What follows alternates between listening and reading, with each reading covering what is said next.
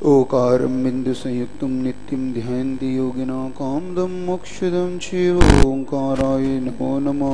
अविरल शब्दगणोघ प्रक्षाले सकलभूतल कलंका मुनिभिरूपास्ते तीर्था सरस्वती हरतोऽनुदुरितम् अज्ञानतिमिरान्धानां ज्ञानाञ्जनशलाकया चक्षुरुन्मीलितं येन तस्मै श्रीगुरुवे नमः। परम गुरुभ्यो नमः परम्पराचार्य गुरुभ्यो नमः।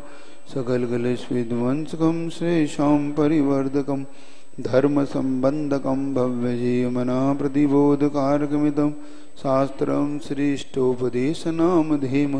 अस्य मूलग्रन्थकर्तार श्री सर्वज्ञदेवा तदुत्तरग्रन्थकर्तार श्री गणधरदेवाः प्रतिगणधरदेवा तेषां वचोनुसारमासाद श्रीमद् आचार्य प्रवश्री पूज्यपाददेवैर्विरचितं मंगलम भगवान् वीरो मंगलम गौतमो गणि मंगलम कुन्दकुन्दाद्यो जैन धर्मोऽस्तु मंगल सर्वमंगलमांगल्यं सर्वकल्याणकारकं प्रधानं सर्वधर्माणां जैनं जयतुषा कोटिशतं द्वादशैव कोट्यो लक्षाणशेत्रिततिकानि चैव पञ्चाशदष्टोच्च सहस्रसङ्ख्यो मेतत्ततं पञ्चपदं नमामि।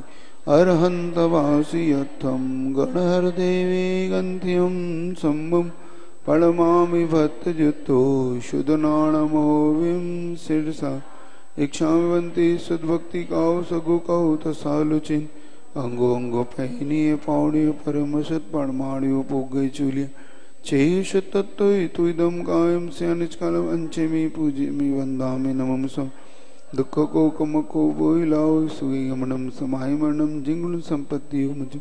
अतः पुराणिक स्वाध्याय वेला में आचार्य भक्ति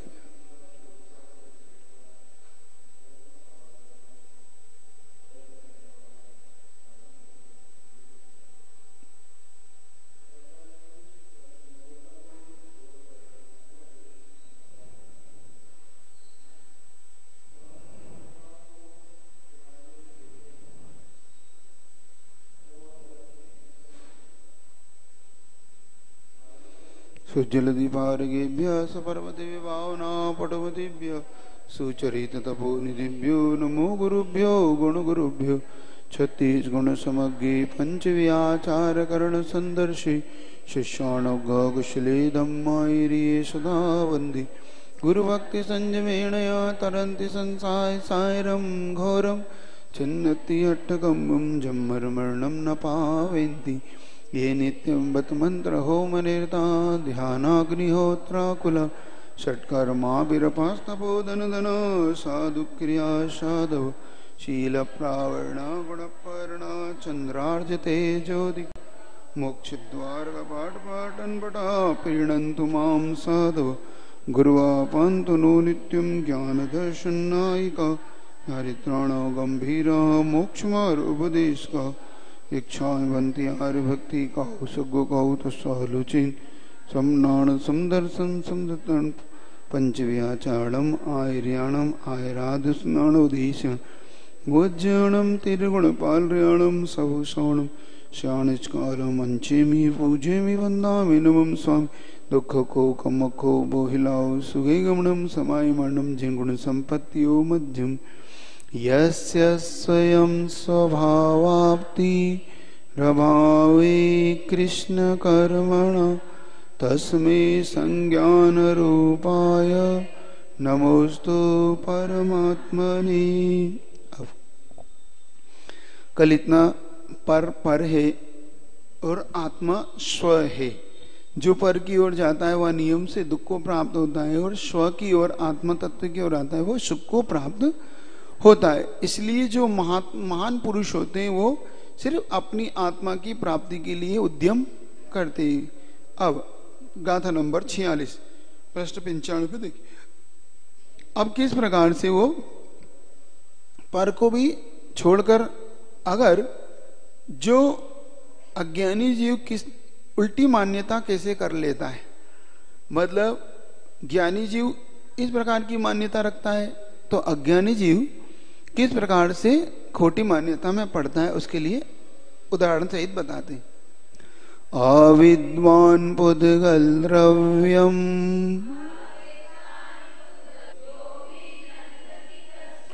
न जातु जन चतुर्गतिषु मुञ्चति। पूरी पढ़ी। अविद्वान् पुद्गल द्रव्यम यो विनन्दति तस्य तत् न जातु जन्तु सामीप्यम चतुर्गतिषु मुञ्चति। अब अविद्वान, अविद्वान मतलब विद्वान का उल्टा अविद्वान, तो विद्वान का उल्टा अविद्वान मतलब मूर्ख। जो मूर्ख है उसे आचार्यों ने बहिरात्मा क्यों कहा? पुद्गल द्रव्यम जो अभिनंदती, अभिनंदन के तरफ अपन उसका अभिनंदन करते हैं, है ना, अभिनंदन समारोह आप बनाते हैं, तो अभिनंदन मतलब उसका सम्मान करते। किसका? पुद्गल द्रव्य का। तो जो अविद्वान यानी जो मूर्ख पुद्गल द्रव्य का सम्मान करता है, तस्य तत्, इसलिए क्यों? न जातो जंतु सामीप्यम, वह बहिरात्मा प्राणी शरीर और पुद्गल के भेद को नहीं जानता हुआ चतुर्गतिषु मुंचती, चतुर्गति को नहीं छोड़ पाता, हमेशा उसे चार गतियां लगी रहती है। मतलब जो विद्वान ना होकर अविद्वानों जैसे काम करता है, मतलब मूर्ख जैसे काम करता है, क्योंकि जान लिया उसने कि मुझसे भिन्न, पुद्गल जरा मुझसे भिन्न है, ये पक्की धारणा है कि नहीं है। तो जब पक्की धारणा है, फिर भी जो बहिरात्मा, अपने बहिरात्मा, अंतरात्मा और परमात्मा, तीन भेद करे ना आत्मा के, तो बहिरात्मा किसे कहा आचार्यों ने? बहिरात्मा जो अज्ञानी नहीं, अज्ञानी तो है ही, मतलब जीव और पुद्गल को एक गिने है, बहिरात्म तत्व मुदा है ना, जो जीव और पुद्गल को एक गिन रहा है, मतलब पुद्गल का सम्मान भी आत्मा के समान ही कर रहा है। क्या? पुद्गल का सम्मान कैसा कर रहा है? मतलब शरीर को वो आत्मा मान रहा है। आत्मा के मरण होने पर, मतलब शरीर के मरण होने पर, आयु कर्म के क्षय होने पर वो आत्मा का मरण ही मान लेता है। मतलब वो आत्मा को भिन्न नहीं मानता, वो आत्मा के मरण को, जबकि उसे ये पक्की धारणा हो रहा थी कि ये मात्र आयु कर्म के क्षय से पुद्गल छोड़ा आत्मा ने, लेकिन उसकी धारणा हो गई कि अब आत्म तत्व ही समाप्त हो गया।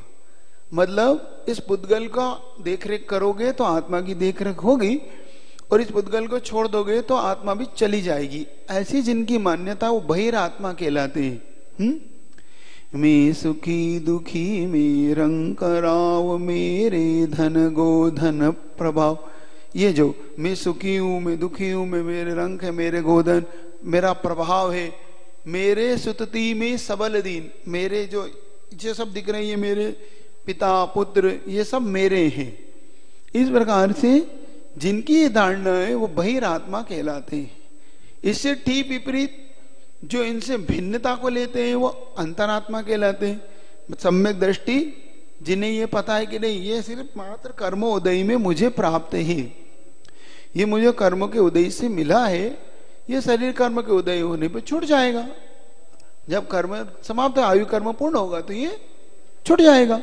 तो जब आयु कर्म पूर्ण होगा तो छूट जाए, इसलिए ये मेरा नहीं है। इस प्रकार की जिनकी धारणा बन गई भाई।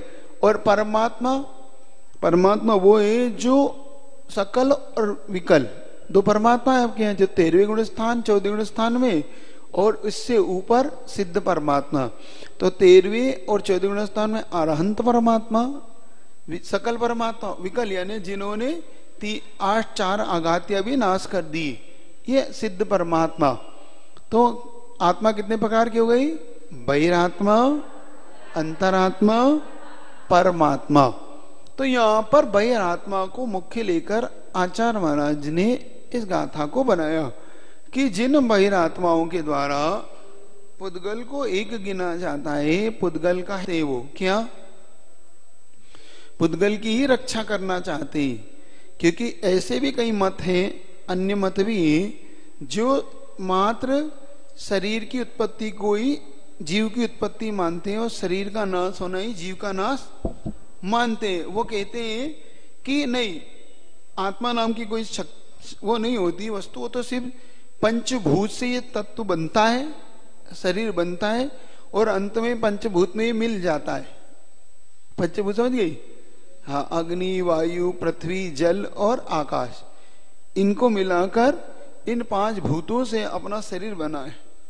भूत वो नहीं तो भूत वो जाओ देवगति का भूत नहीं, पंचभूत मतलब ये 5, इन 5 तत्वों से ये शरीर पुनः ये मरकर इसी में बन जाता है। इसलिए इनमें से ही शक्ति प्रकट कर लेता है वो, और वो अपनी पावर डेवलप करके बड़ा हो जाता है, जीता है, और अंत में इसी में मिल जाता है। मतलब कोई आत्मा नाम का कोई स्वतंत्र तत्व वो नहीं मानते, और जो नहीं मानते इसीलिए वो बहिरात्मा हो जाते हैं।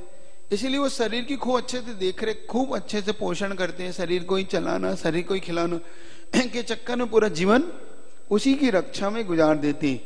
इसी का नाम कहा कि जब बहुत ज्यादा उसकी रक्षा इत्यादि में सारे की सारी आप मान लेते हैं, इसीलिए उसे यहां पर बहिरात्मा कहा। आचार्य महाराज ने एक दृष्टांत दिया था कि जानने के लिए 3 लोक हैं और छोड़ने के लिए 3 पदार्थ हैं। क्या? जानने के लिए तो पूरा 3 लोक भरा पड़ा है, ऊर्ध्व अधोलोक, और छोड़ने के लिए 3 ही चीजें। क्या? राग, द्वेष और मोह। जानने के लिए 3 लोक हैं। खूब जानो, जानने का माना नहीं करता, लेकिन कैसे जानो? राग, द्वेष, मोह छोड़कर जानो। तो वो कौन जानते हैं? केवल ज्ञानी। जो राग, द्वेष, मोह छोड़कर केवल ज्ञानी 3 लोक को जानते हैं। और जो संसारी प्राणी है वो राग, द्वेष, मोह सहित जानते हैं। 3 लोक को भी ना भी जाने, जितना भी जाने तो जानते तो इससे सहित ही है। तो आचार्य महाराज कहते हैं अगर छोड़ना ही है तो 3 लोक को मत छोड़ो, क्योंकि 3 लोक छोड़ भी नहीं सकते अपन। 3 लोक को छोड़ के कहां जाओगे?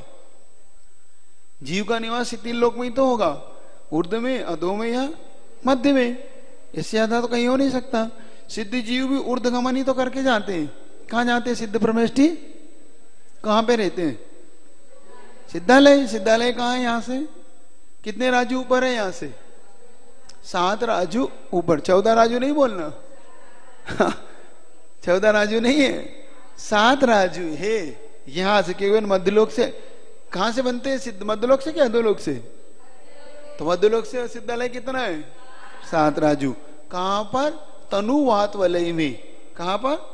तनुवात वलय में सिद्ध परमेष्ठी विराजमान है। सिद्ध शिला पे नहीं, तनुवात वलय में विराजमान है। मतलब अंतिम ग्रेवक की मतलब अंतिम बिल्कुल उस पर पहुंच जाते, बिल्कुल बिल्कुल उससे बाहर नहीं जाते। तो 3 लोग छोड़ने की जरूरत नहीं है, 3 पदार्थ छोड़ने की, 3 चीजें छोड़ने की आवश्यकता है अपने को। राग, द्वेष और मोह, ये 3 चीज। ये 3 चीज छोड़ने से आचार्य महाराज का कहना है अगर ये 3 चीज छूट गई तो आपका सब कुछ छूट गया, और नहीं छूटी तो आप संसार नहीं छोड़ सकते। इनके सही जानोगे तो कभी नहीं छोड़ा, और इनसे छोड़ने का ही अगर भाव है तो इन 3 चीजों को छोड़ने। अब ये 3 चीज छूटती नहीं, यही सबसे महत्वपूर्ण चीजें हैं, और यही चीज छूटती नहीं। क्योंकि आप सबसे ज्यादा, हर व्यक्ति संसारी प्राणी जब तक संसार में है, इन 3 चीजों से ज्यादा प्रभावित, वस्तु से प्रभावित नहीं होता, वस्तु को इनसे जानने से प्रभावित होता है। क्या? जैसे मान लो आचार्य ने दृष्टांत दिया था एक, कि मान लो पेंसिल है। अब पेंसिल लिखने के काम आती है ना? ये सम्यक ज्ञान है कि पेंसिल लिखने के काम आती है, इसमें कोई दिक्कत नहीं, क्योंकि चीज है, क्रिया उसकी पता है क्या है। लेकिन ये पेंसिल मेरी है कि ये चीज वहां पर मोह प्रकट कर देती है। पेंसिल थी, लिखने के काम आती, तब तक आप सबको कोई दिक्कत नहीं थी वहां पर। ये पेंसिल लिखने के काम आती है और ये मेरी है, इसको आप हाथ नहीं लगाना। बस ये चीज आपके लिए राग द्वेष पैदा कर दी। और ये पेंसिल अच्छी नहीं है, ये देश, ये पेंसिल बहुत अच्छी है, मेरी है, ध्यान रखना, है ना? अब हर चीज में लगा ले ना, दृष्टांत को, चाहे वो भोजन हो, कपड़े हो, घर हो, व्यक्ति हो, वस्तु हो, ये चीज मेरी है, ये बहुत अच्छी है, ये राग है, ये चीज खराब है, ये मुझे वहां से हटा दो, ये द्वेष। मोह, यहां पर राग, द्वेष और मोह से आशय लगा लेना। राग का अर्थ हो प्रीति होना, मतलब उसके प्रति स्नेह होना। द्वेष मतलब उसके प्रति बुरे भाव आना कि इसको हटाओ। और मोह मतलब यहां पर दर्शन मोहनी से लगाना। दर्शन मोहनी मतलब मिथ्यात्व। मिथ्यात्व की क्रिया मोह कहलाती है। जैसे कसाय है, कसाय के दो भेद है, दर्शन मोहिनी और चारित्र मोहिनी। तो अपन दर्शन चारित्र मोहिनी में तो अनंत मंदिर कसाय ले लेते, 25 कसाय चारित्र मोहिनी है। और मिथ्यात, सम्यक मिथ्यात और ये दर्शन मोहिनी की प्रकृति है। इसीलिए आचार्य महाराज ने राग द्वेष तो चारित्र मोहिनी में चला गया, क्योंकि क्रोध, मान, माया, लोभ, तो क्रोध और मान तो द्वेष में चला गया, माया और लोभ राग में चला गया। तो ये हो गया राग और द्वेष। फिर जो अनंतानवंदी के बाद जो चारित्र मोहिनी के दर्शन मोहिनी लिया, तो दर्शन मोहिनी फिर उन्होंने यहां पर मिथ्यात, सम्यक मिथ्यात, सम्यक, इनको ले लिया उन्होंने दर्शन मोहिनी की प्रकृति। तो यहां पर ये अंतर ले आए वो कि आप दर्शन मोहिनी से ये लगा लेना, तो मोह ले लेना, राग द्वेष तो चारित्र मोहिनी, और मोह से यहां पर दर्शन मोहिनी ले लेना, ऐसा। तो राग द्वेष और मोह तीन चीज छोड़ने लायक है। तो जब उस वस्तु को, व्यक्ति को हम, जब तक हम उसको समीचीन ज्ञान किसे कहते हैं, सिर्फ मात्र वस्तु को जानना, वस्तु को वस्तु रूप में जानना, ये समीचीन ज्ञान। फिर वस्तु में राग द्वेष होना, ये असमीचीन ज्ञान का द्योतक है। क्या? वस्तु को जानने में कोई दिक्कत नहीं है, क्योंकि केवली भगवान भी वस्तु को वस्तु रूप में जान रहे हैं, नहीं जान रहे। अगर जानने से ही बंद होता तो सबसे ज्यादा बंद केवली भगवान को होता, क्योंकि वो तीन लोग जान रहे हैं, हम तो तीन वस्तु भी नहीं जान पा रहे। हम दीवार के पीछे ही नहीं जान पा रहे क्या है, हम हमारे पीठ पीछे ही नहीं जान पा रहे क्या है, दीवार पीछे छोड़ दो है। अगर चश्मा उतार जाए तो ही नहीं जान पा रहे क्या है, तो भैया दूर का नहीं दिख रहा हमें, तो हमें दूर का दिखाई नहीं पड़ रहा क्या है। तो ये हमारे लिए क्या है, वस्तु को नहीं जान पाना है ना। तो वो क्यों नहीं जान पा रहे, अपना ज्ञान ऐसा नहीं है। तो जानने से कभी बंध का कारण जानना नहीं हो सकता। बंध का कारण जब भी होगा उसमें राग द्वेष होगा, क्योंकि मुनि महाराज भी उसी वस्तु को जान रहे, देख रहे हैं, गृहस्थ भी उसी वस्तु को जान रहे हैं, और मिथ्या दृष्टि भी उसी वस्तु को जान रहा है, देख रहा है। तीनों के जानने देखने में कितना अंतर है। मिथ्या दृष्टि जानता देखता है तो उसमें एक में होके देखता है। क्या? मिथ्या दृष्टि एक में होके देखता है, मैं हूं और मेरे बिना ये नहीं, हम दोनों एक है ना। आप लोग बोलते हैं महाराज ये दो व्यक्ति दो नहीं है, ये तो दो शरीर एक जान है क्या? ये दो शरीर एक जान है महाराज, इनके बिना ये नहीं रहते, इनके बिना ये नहीं। ये क्या है? मिथ्यात्व है मिथ्या। ये अब देखो, लोक व्यवहार में अच्छा माना जाता है, देखो कितनी गाढ़ स्नेहता है इनके अंदर, कितना प्रेम है, कितना आवास। नहीं, ये तो दर्शन के अनुसार तो ये मिथ्यात्व है। लोक व्यवहार भले आप इसको अच्छा मानते हो, लेकिन जैन दर्शन कहता है सबका अपना अपना स्वतंत्र अस्तित्व है। दो शरीर एक जान कैसे हो सकती है? इसीलिए तो उन्होंने दृष्टांत दिया था कि बहिरात्मा के लिए दृष्टांत कैसे दिया। जैसे पहले कहानी आती थी, आप लोगों ने खूब सुनी होगी, बचपन में भी सुनी होगी सबने, कि एक बहुत बड़ा राक्षस है। वो राक्षस गांवों को तहस नहस करता था, और उसे जब भी कोई मारने जाता था मार नहीं पाता था। वो एक्चुअली वो राक्षस नहीं था, वो जादूगर था, और वो जादूगर अपनी जादू से उस पूरे शहर में अपना तहस नहस करता था। जब भी उसे कोई तलवार मारे, तीर मारो, वो उसके आर पार निकल जाता था, फिर मरता नहीं था। तो पता करा, तो क्या पता करा? पता ये पड़ा कि अपनी जो प्राण है किसी तोते के अंदर रख के आता है। पढ़ी ना आपने कहानी, अब तो आ गई याद, पहले कहानी सुनी होगी। तो अपने तोते के अंदर वो प्राण रख के आता है, तो इसको मत मारो, इसके तोते को मारो तो ये अपने आप मर जाएगा। तो अब वो तोते को मार देता है तो व्यक्ति मर जाता है, ठीक है ना। अब ये तो कोई कहानी है, तो क्या दृष्टांत। अब दृष्टांत सुनिए। ये तो एक भाई कल्पना थी, जिसकी भी कल्पना थी, लेकिन ये आज भी ओरिजिनल में घटती है आप सबके ऊपर, है ना। ये चीज आपके ऊपर घटती कैसे? आपका शरीर, आपका प्राण तो है, लेकिन वहां कुछ होता है, घर पे कुछ होता है, तो घटता आपके अंदर है।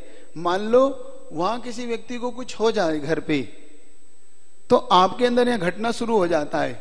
मान लो घाटा लग गया, खूब जितना था सारा का सारा घाटे में चला गया पैसा, तो अटैक क्यों आ गया? क्योंकि प्राण कहां थे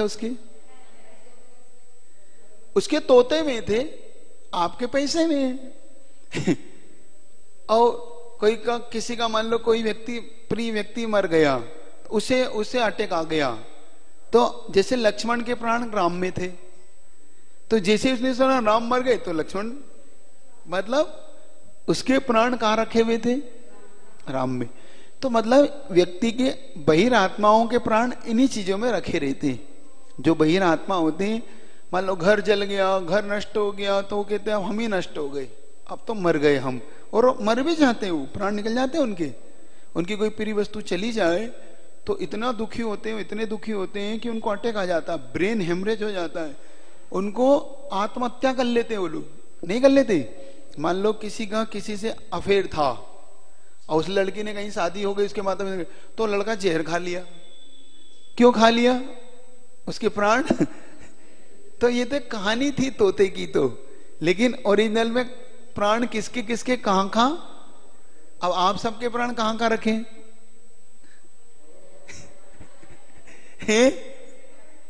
राजकुमार जी में कहां रखे? राजकुमारी जी के प्राण है रसोई घर में वहां रखे हुए। देखो सबके अपने अपने प्राण है, लेकिन जैन दर्शन कहता है ये सिर्फ बहिरात्मा है, पना है मात्र, जबकि व्यक्ति स्वयं अपने कर्मों से फलता फूलता है, कर्मों से ही दुखी सुखी होता है। जब ये चीज अंतरात्मा जान लेता है, ये वस्तु सम्यक दृष्टि जान लेता है, बस सम्यक दृष्टि यहीं से अपने आप को बदल लेता है। दुख तो होता है, क्योंकि अब कसाई के अनुरूप दुख होगा। अप्रत्याख्यान वाला सम्यक दृष्टि, प्रत्याख्यान वाला सम्यक दृष्टि, संजय वाला सम्यक दृष्टि, उसके अलग अलग कारण होंगे दुख के। अप्रत्याख्यान वाले को लगेगा कि चलो इनसे मेरा हित होता था, इनसे कम से मेरा धर्म ध्यान होता था, चला गई, देखो अब मैं किसके भरोसे धर्म ध्यान, देखो उसको धर्म ध्यान की फिक्र से दुख होगा। और मिथ्या दृष्टि को चले गए, अब मेरा क्या होगा, मैं तो इनके बिना जीना बेकार है। और प्रत्याख्यान वाले को जो देश संयमी है, तो वो सोचता है देखो इनके उद्देश्य मैंने इतना, ये मेरे हितकारी थे, इनके हित के कारण मैं आज इतना बड़ा था, ओ मुझे देखो अब इनके बिना कैसे मेरा होगा, कोई बात नहीं, ऐसा। और संजलन वाला का अंतर्मूर्त के लिए तो अनंतानुबंधी का 6 महीने से ज्यादा, प्रत्याख्यान का 6 महीने के भीतर, प्रत्याख्यान का 15 दिन और संजलन का अंतर। तो ये अब अलग अलग कसाय वाला दुख का अलग अलग पैमाना बनेगा, है ना। तो यहां पर बहिर आत्मा उसी में एक द्वेष मान लेता है, और इसीलिए उन्होंने इसके मोह को पाप का कारण कहा। किसका कारण कहा? मोह पाप का बाप बखाना। लोभ तो है ही, लोभ तो है ही, मोह भी, क्योंकि लोभ भी मोह से ही बढ़ता है। मोह और लोभ एक दूसरे के पूरक ही है। तो आचार्य जहां पे कह रहे हैं, जो लोग विशेष तौर से पुद्गल द्रव्यों के अभिनंदन, मतलब उसका विशेष विशेष सम्मान करते रहते, उसको एक मान के चलते रहते, उसी का ही आत्मा के समान आदर करते हैं।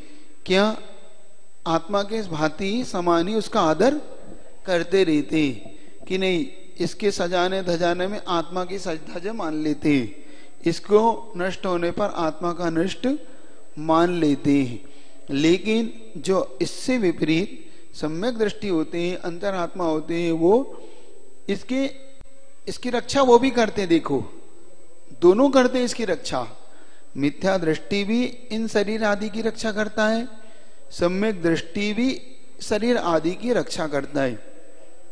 लेकिन दोनों में फिर अंतर कहाँ है महाराज जी, जब दोनों ही रक्षा कर रहे हैं? नहीं, दोनों की विचारधाराओं में अंतर है। जैसे आपको बताया था कि स्नान दो प्रकार के लोग दोनों प्रकार से करते, आप भी करते हैं। आपका मंतव्य अगर ये है कि मुझे शरीर के लिए नहाना है, मेरा शरीर बदबू मार रहा है, मुझे शरीर में गंध आ रही है, स्नान करना अच्छा नहीं लगता, तो पाप के बंध का कारण है। इससे ठीक विपरीत, नहीं मुझे मंदिर जाना है, अभिषेक करना है, पूजन करना है, आहार दान करना है, तो ये पुण्य के बंध का कारण है। स्नान दोनों कर रहे हैं।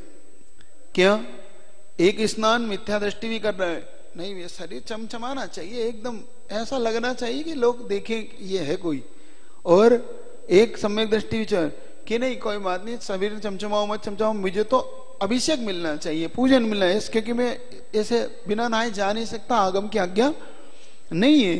तो जब आगम की आज्ञा नहीं है तो इसलिए मैं तो कोई बात नहीं, कम से कम स्नान करके जाऊंगा। दोनों के पाप में इतना ही अंतर है।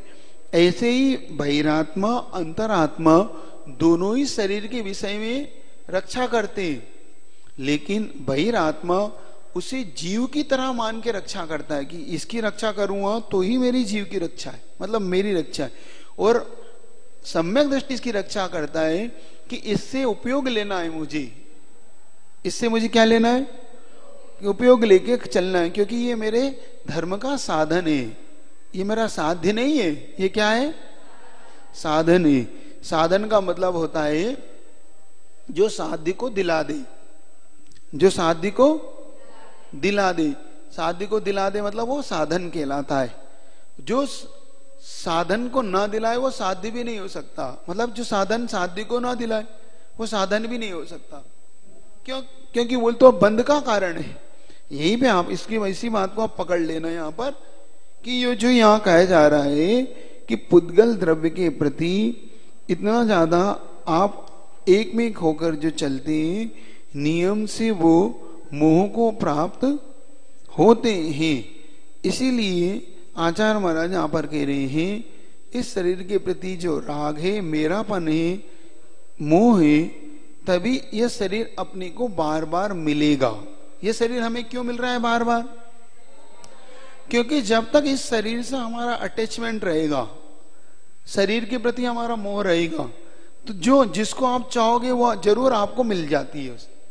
क्या एक आकर्षण का नियम देते ना, जो अन्य सिद्धांत वाले या अन्य जो बोलते रहते हैं, मतलब आपको फोकस करते हैं, आपके भाई आपको कुछ चाहिए, मतलब आपको सफलता चाहिए, अगर वो लोग इस पे बहुत स्पीच करते हैं कि जिसको जो चाहिए उसके बारे में दिन भर सोचो, बहुत स्पीच करते हैं वो लोग इस बात पे।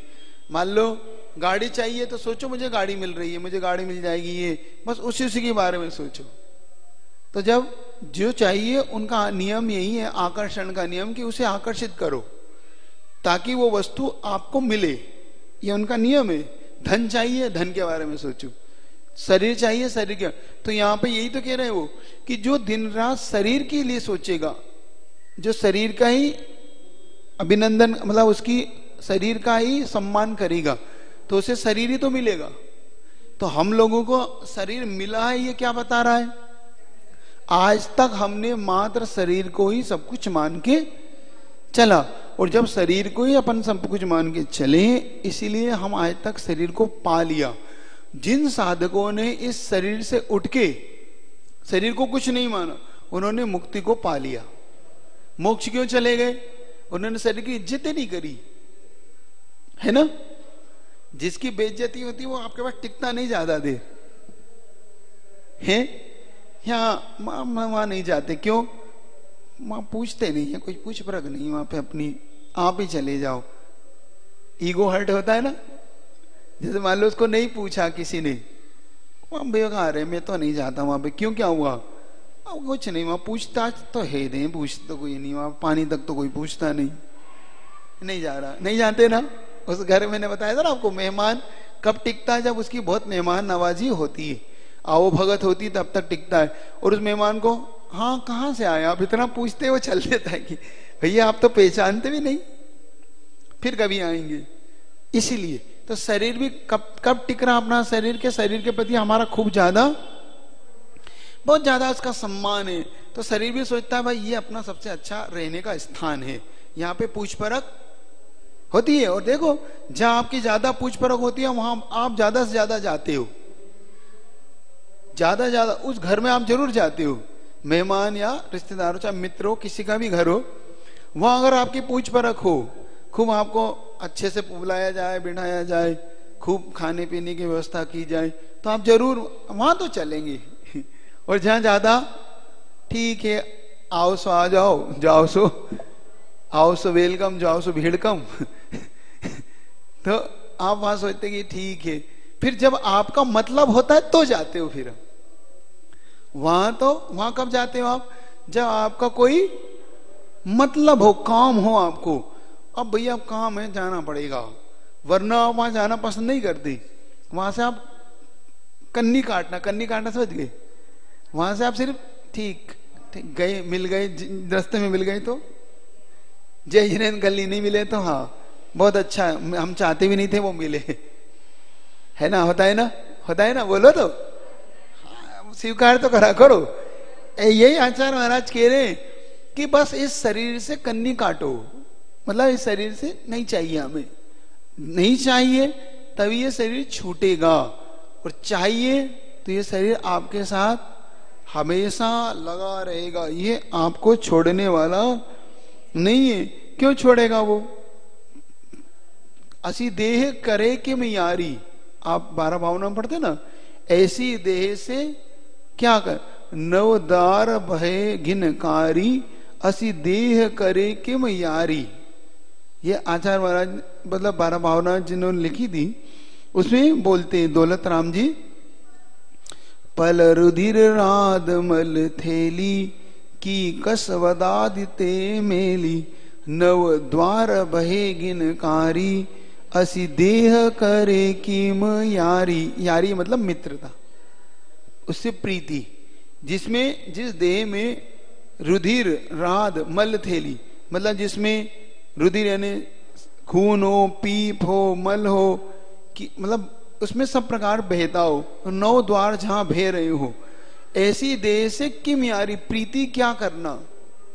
कौन संभाल के रखता है, लेकिन सब संभाल के रख रहे हैं और रखते आए, इसीलिए ये शरीर बार बार हमें मिलता है। क्योंकि जब आप उसे संभाल के रखते हो तो वो सोचता है भाई यहाँ सबसे अच्छा स्थान है, ये अपने को बहुत प्रेम भाव से रखते हैं। अब मुनि महाराज जो बड़े साधक होते हैं, जंगलों में रहते हैं, महीनों महीनों जब इसको नहीं देते कुछ, अब भूखा कब तक रहेगा, फिर वो साथ छोड़ के चले जा, कितना ही प्रिय क्यों ना हो, ज्यादा दिन भूखा फिर वो रह नहीं सकता। भैया आप अपना कर लो, अब हम तो आपके साथ नहीं रह पाएंगे। क्यों, क्योंकि आप तो इतने इतने उपवास करते हो आप इतने इतने तकलीफ देते हो, अपन नहीं कर पाएंगे, अपन तो थोड़ा थोड़ा ही कर पाते, तो फिर वो धीरे से साथ छोड़ देता है। और इसीलिए अकेले रहने का जो कारण था साधकों का, पहले जो जंगलों में 1-1 महीने के लिए अकेले अकेले रह रहे, 2-2 महीने, महीनों उन्होंने जीवन भर पर्यंत एकांत में गुजार दिया, अकेले ही गुजार दिया। क्यों गुजार दिया, क्योंकि उन्हें महीनों महीनों नहीं उठना। जैसे युग के आदि में आदिनाथ भगवान 6 महीने के लिए उपवास के लिए बैठ गए। अब वो तो बैठ गए, उनके साथ 4000 राजा और दीक्षित हुए। जब 4000 राजा दीक्षित हुए तो वो इंतजार कर रहे हैं कि अब उठेंगे ये, क्या 15 दिन बाद उठेंगे, 1 महीने बाद उठ जाएंगे आहार पे, सोच रहे हैं। तो 1 महीने तक तो वो झेलते रहे, भाई अब उठेंगे अब उठेंगे अब उठेंगे, उनके अब नहीं उठ रही है लगता है। 2 महीने हो गए, तो कोई 1 महीने में छोड़ के चल दिया उनको, कोई 2 महीने में, कोई 3 महीने में, चौथे महीने में तो सब करीब करीब सभी चल दिए। 4000 के 4000 ही हाथ जोड़ ली कि अब हमारे बस की आपकी पट नहीं सकती, आपकी हमारी है, क्योंकि आप तो उठ ही नहीं रहे हो। अच्छा, उसमें एक चीज और आई, अब वो घर भी नहीं जा पा रहे, क्योंकि आदिनाथ भगवान स्वयं एक तो तीर्थंकर और दूसरे उनके पुत्र भरत जो चक्रवर्ती, अब चक्रवर्ती नहीं छोड़ेगा उनके मन में भाई क्या था, अगर हम घर चले गए तो चक्रवर्ती पूछेगा तुम लोग क्यों आए लौट की, हमारे पिताजी कहाँ हैं, तो फिर मरेंगे अपन, तो इससे वहां मरने से अच्छा ही जंगल में कुछ खा पी के काम चला लो। इसीलिए सभी लोगों ने वहीं के फल फूल खाने लगे। जब वो फल फूल खाने लगे तो फिर देवताओं ने थोड़ा सा चमका, डराया उनको, धमकाया कि ऐसे मत करो, आप ये छोड़ दो पूरे, आप पहले इस दिगंबर को छोड़ के आप, तो फिर उन्होंने किसी ने छाल लपेट ली, किसी ने वस्त्र ले लिया, वहीं से फिर ये मत मतांतर चलते बन लगे। ऐसे ऐसे ही चले ये मत मतांतर, आपके जो 363 मन पैदा हुए ना, यही। फिर उसके बाद भगवान महावीर के मारीची के जीव ने फिर इन मत मतांतरों को विशेष तौर से बढ़ा दिया, इनको इनके सिद्धांत दे दिए, इनके दर्शन को नाम दे दिए, और ये अपने आप ही 363 मत चलने लगे। ये विशेष तौर कि जो विद्वान, इसीलिए जिस प्रकार से आदिनाथ भगवान का दृष्टांत याद रखना कि वो 4000 राजा लोग उन्हें छोड़कर मुनि बन के भी क्यों चले गए, क्योंकि वो सहन नहीं कर पाए। ऐसे ही जो साधक इस शरीर के प्रति ज्यादा वो नहीं रखता, वो इसकी साधना ही करता है, तो शरीर भी फिर इनको छोड़ के चल देता है। क्या, कहां चल देता है? मोक्ष। आदिनाथ भगवान मोक्ष चला जाता, शरीर यही रह जाए। इसीलिए यहां पर महाराज ने इसी बात को बार बार कहते हुए कि जो बहिरात्मा पुद्गल द्रव्य का ही मात्र आत्मा के समान आदर भाव करके उसको बहिरात्मा संज्ञा मिलती है, वो कभी भी चारों गतियों से मुक्त नहीं होता। चारों गतियां 84 लाख योनियां है ना, अपन ने पढ़ी है, आपने गुणस्थान में पढ़ाई है, 24 ठाणा में भी पढ़ाई है सब आपने। तो 24 ठाणा के अंदर जो 84 लाख योनियां वो वही है, जाति और कुल पढ़ते ना, तो जाति कुल ये 84 लाख जाति वो यही है। तो जो इनमें ही भ्रमण कर रहा है उसका मुख्य कारण इसी प्रकार से पुद्गल द्रव्य का विशेष तौर से अपना मानकर चलना। अब आचार्य महाराज की हिंदी पढ़ो, इससे और निकलेगा भाव। कभी सुपर को नहीं जानता रहा अचेतन यह तन है, फिर तन का अभिनंदन कर मूड बना तू चेतन है।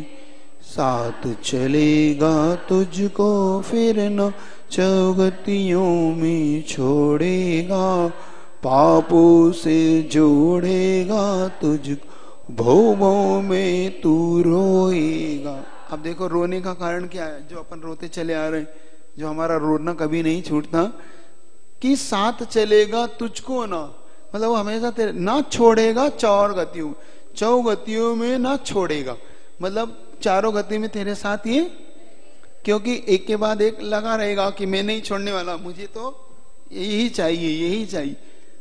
और किससे जोड़ देगा? पापों से वो जोड़ेगा, मतलब पाप से आपको भौ भौ में तू रोएगा।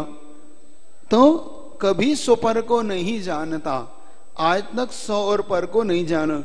तो मुख्य रूप से जानना क्या है? स्वपर। स्वपर को जानने का आशय यही भाई ये कि पर तो वैसे दिखता है, जो चीज दिखती है उसके बारे में चिंता नहीं है, वो तो दिख ही रही है कि अपने से पर है। मेन जो चीज है वो शरीर है, जो दिख रहा है वो तो दिख ही रहा है, उसमें क्या कहना है कि ये पर है, वो तो दिख ही रहा है, मुझसे भिन्न है तो अलग ही है।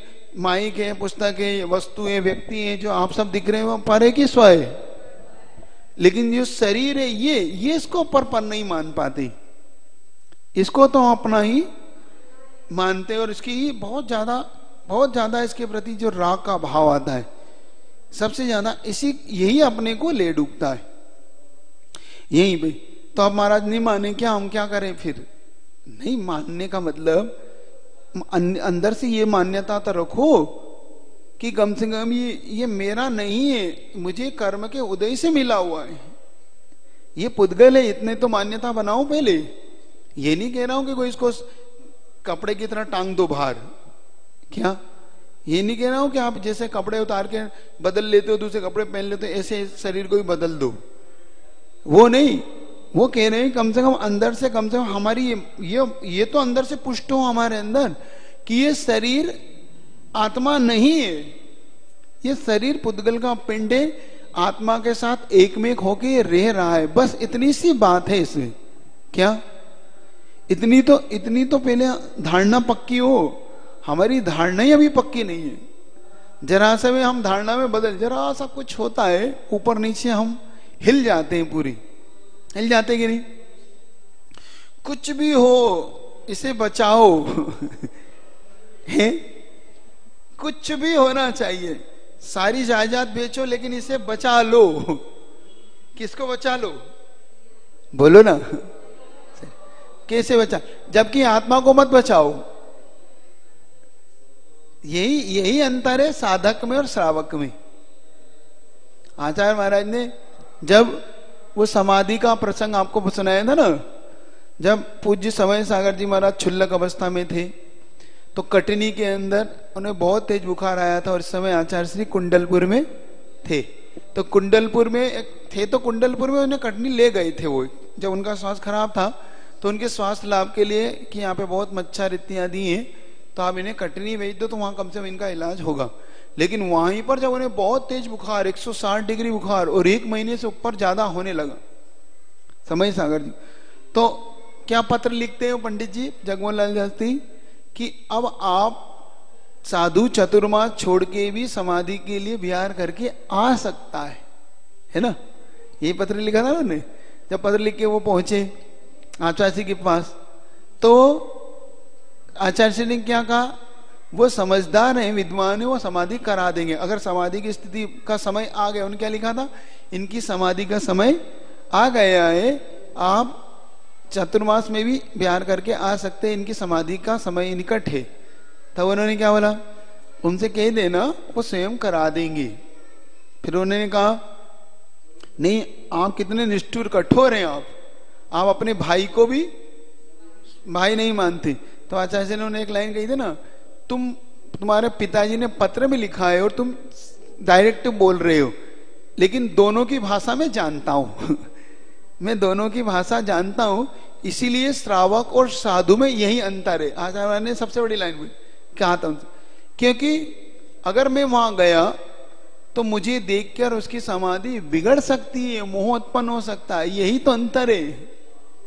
अगर होना ही है समाधि तो हो के रहेगी, मैं क्या कर सकता, युवा है अभी, वो युवा है, मुझे देख के उनके अंदर कोई भाव हो सकते हैं उत्पन्न। अब देखो, अब इसको कोई विपरीत ले ले, मान लो देखो हम मर रहे थे, हमें पूछने भी नहीं आए है ना। अब संसारी प्राणी इसको कैसा ले सकता है, कैसे मेरे भाई हैं, मैंने इनके साथ दीक्षा ली और देखो ये पूछने भी नहीं आए, देखो देखने भी नहीं आए। और उनका भाव क्या है कि इनकी समाधि ना बिगड़े, और इनका भाव क्या है, कोई ध्यान नहीं देता भैया, कोई नहीं, किसी को नहीं पूछता देखो अंतर, भावों में कितना अंतर आ सकता है। यही अंतर होता है गुरु और शिष्य की विचारधाराओं में। अगर शिष्य अगर सही डायरेक्शन में ना जाए तो गुरु के भावों को नहीं पकड़ सकता। गुरु कितने कठोर है, देखो हम ऐसे ऐसे हैं और गुरु हम ध्यान दे, क्या के गुरु कैसे मारा, कैसे हम हमेशा ही है नहीं। उनके अंतरंग को पकड़ना सीखो। उनके अंदर कभी आपका अहित का भाव नहीं है, क्योंकि उनके अंदर हित का भाव क्या था कि नहीं इनकी समाधि ना बिगड़ जाए, उनके अंदर हित का भाव था। लेकिन जो लोग विपरीतता ले लेते हैं वो क्या, अरे हमें ऐसे छोड़ दिया, हमें किसी दीक्षा काय को दी थी, क्या दीक्षा काय को दी जब ऐसे ही छोड़ना था तो नहीं, उनके अंदर ये भाव कतई नहीं था। सिर्फ मात्र अंतरा है अपनी अपनी दृष्टिकोण का, अपने अपने देखने का भाव का अंतर है, यही भाव। तो आचार्य ने जो कहा था मुझ में और श्रावक में और साधु में यही अंतर होता है। वो विद्वान होके भी अपनी दृष्टि से सोच रहे हैं और मैं साधु होके अपनी दृष्टि से सोच रहा हूं कि दोनों यही है। देखो यहाँ पर पुद्गल द्रव्य के प्रति मोह नहीं रखा। आचार्य महाराज का मोह किसके प्रति था, आत्म तत्व के प्रति, कि पुद्गल ही तो छूटेगा। उन्होंने अपनी देह के प्रति भी राग नहीं रखा। जब उनको बुखार आया और उनको तो 2-2, 3-3 बार आया है ना, एक बार कटनी में आया, एक बार जयपुर में आया, एक बार मुक्ता नगर जी या थोवंजी में आया। इतना तेज बुखार, अभी थोवंजी का शायद प्रसंग आपको नहीं बताया। थोवंजी में उन्हें इतना तेज बुखार आया था कि उस समय भी उन्होंने समाधि का मन बना लिया था। एक नियम सागर जी वाला बताया था आपको, शायद नैनागिर का था, जहां का भी था वो, जिसमें नियम सागर जी बुला के कह दिया था कि अब तुम तैयारी करो केसलोच की। फिर बाद में अपने आप केसलोच रुक गया। तो याद है कि नहीं प्रसंग? या तो इसमें आचार्य महाराज की दृष्टि क्या थी? आचार्य महाराज की दृष्टि इसमें थी आत्म तत्व की दृष्टि थी। किसकी दृष्टि थी? और पंडित जी की दृष्टि किसकी थी? शरीर की, कि देखो शरीर अब है इसलिए आ जाओ, कि नहीं, मोह से ऊपर उठो, यही अंतर। इसीलिए आज पापों से तू जोड़ेगा तुझको, बहुओं में तू रोएगा। ये तुझे पापों से जोड़ देगा, ये शरीर भव में तुझे, इस प्रकार से ये आपका समय हुआ। अब आगे आप ये 46-47 हो जाएंगे। इसके बाद आपको क्या करना बताओ? बंद कर दें कि पढ़ना है? बंद कर दे?